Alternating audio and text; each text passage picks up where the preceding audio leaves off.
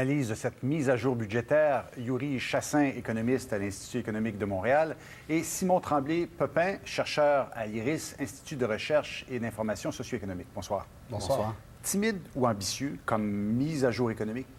Un mini-budget, en fait, donc avec pas énormément de mesures. On ne pouvait pas s'attendre à tant de mesures non plus. Mais des gros chiffres quand même. Mais des gros chiffres et dans le fond, une intention. On s'adresse en partie aux agences de crédit, aux marchés financiers pour leur dire nous sommes encore sur la même trajectoire. Et ensuite, il y a une série de mesures où on s'adresse davantage aux citoyens et où on dit bien, écoutez, cette année, c'est finalement les propriétaires d'automobiles qui vont un peu passer dans le tordeur, où on va aller chercher des nouveaux revenus pour essayer de remonter un peu notre colonne des revenus et réussir à boucler l'exercice avec un déficit tel que prévu. Monsieur Tremblay-Pepin. Bien, on nous annonce aussi qu'en fait, on s'était trompé dans nos prévisions et de croissance économique et de croissance des revenus. Plus de 600 millions à côté de la plaque du côté de la croissance des revenus, quelques points de pourcentage à côté de la plaque sur le PIB. Évidemment, là, je ne compare même pas avec les promesses libérales pendant les élections, mais disons à partir du premier budget. Donc, on est devant un gouvernement, oui, qui est assez modeste, c'est normal. En théorie, il ne devrait même pas y avoir d'annonce lors d'une mise à jour économique. On devrait simplement nous faire l'état de la situation. Là, on nous propose de nouvelles mesures. Effectivement, à la grande surprise, je serais plutôt d'accord avec M. Legault, c'est plutôt la classe moyenne qui écope dans ce budget. On demande de cotiser davantage. La classe moyenne, en particulier les travailleurs, les travailleuses, avec ces attaques spécifiques sur les cotisations syndicales, les cotisations professionnelles, la prime au travail. Donc, on cible la classe moyenne, on cible aussi des entreprises sur le plan, parce qu'évidemment, quand on fait une mise à jour politique comme celle-là, économique, pardon, il y a de la politique aussi là-dedans. On vise qui exactement? Oui, en fait, on voit qu'il y a une différence peut-être entre l'intention du gouvernement et ce qui est perçu, mais évidemment, on cherchait à avoir un petit vernis vert avec le ministre de l'Environnement qui était présent aujourd'hui pour parler notamment de la bourse du carbone. Par contre, évidemment, la bourse du carbone, c'est peut-être une belle initiative, mais ça correspond à un prix plus élevé de l'essence à la pompe, ce qui, encore là, touche la classe moyenne. Et la classe moyenne, elle se retrouve un peu toujours pressée parce qu'il y a très peu de riches.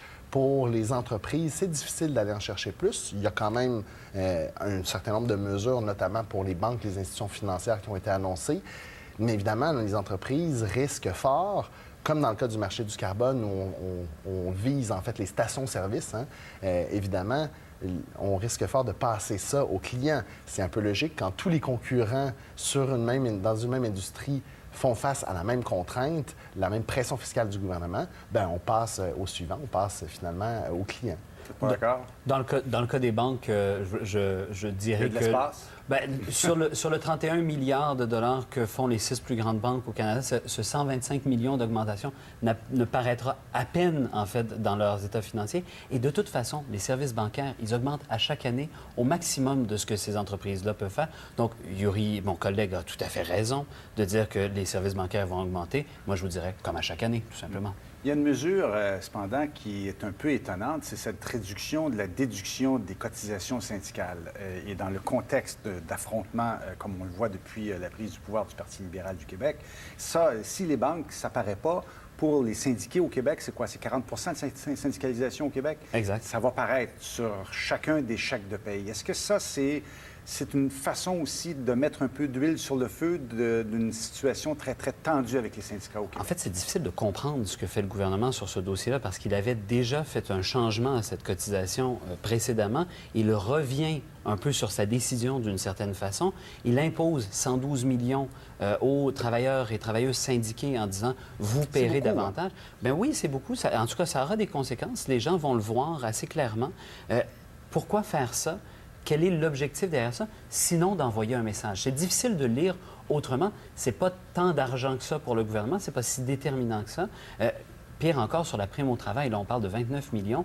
On ne comprend pas trop quel est le message que le gouvernement lance, sinon celui de dire, bien oui, on a entendu les propriétaires d'entreprises qui veulent moins de taxes sur la masse salariale, on leur offre une réduction dans les secteurs primaires et secondaires. Mais de l'autre côté, pour les travailleurs et travailleuses, bien là, il y aura des compressions. M. Chassin.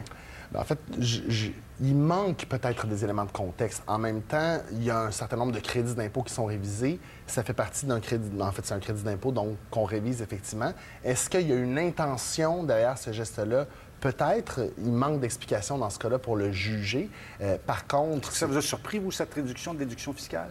Je vous dirais qu'on s'y attendait pas. Ouais. Puis en même temps, c'est pas nécessairement si étonnant dans le sens où, bon, pour les crédits d'impôt, on ajuste finalement la proportion assez régulièrement. Donc, c'est pas quelque chose de si étonnant.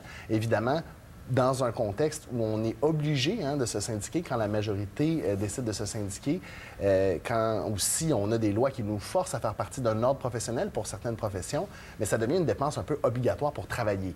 Donc, il y avait une logique au crédit d'impôt. Maintenant, si on révise ce crédit d'impôt-là, il y a peut-être une réflexion plus profonde. Moi, j'encourage le gouvernement aussi à aller dans cette voie-là. Est-ce que le gouvernement ne se met pas aussi des lunettes roses? Quand on regarde, il dit l'économie, en tout cas le message qui est transmis aujourd'hui ne va pas si mal. On réussit à réduire les dépenses, d'augmenter les revenus, on parle d'équilibre budgétaire, même de surplus budgétaire. Alors que tout le monde a un peu l'impression que ça ne va pas très bien au Québec actuellement. Bien, là-dessus, je vais être d'accord avec mon collègue d'entrée de jeu. C'est un message... C'est très rare qu'un gouvernement, sauf quand il vient d'entrer au pouvoir, comme on a pu le voir dans les derniers mois, qu'un gouvernement va dire « c'est la catastrophe ». Hein, parce que là, il dit que c'est la catastrophe à cause du gouvernement précédent. Exactement. Quand il rentre au pouvoir, c'est le bon moment pour dire que c'est la catastrophe. Ensuite de ça, il faut dire nos affaires marchent bien. Alors, depuis vous voyez, 6 mois. la pièce continue son cours comme d'habitude. Alors là, on nous dit les affaires s'améliorent, hein, ça va de mieux en mieux. Alors que, je vous le rappelle, c'est moins bon que ce qu'on avait prévu.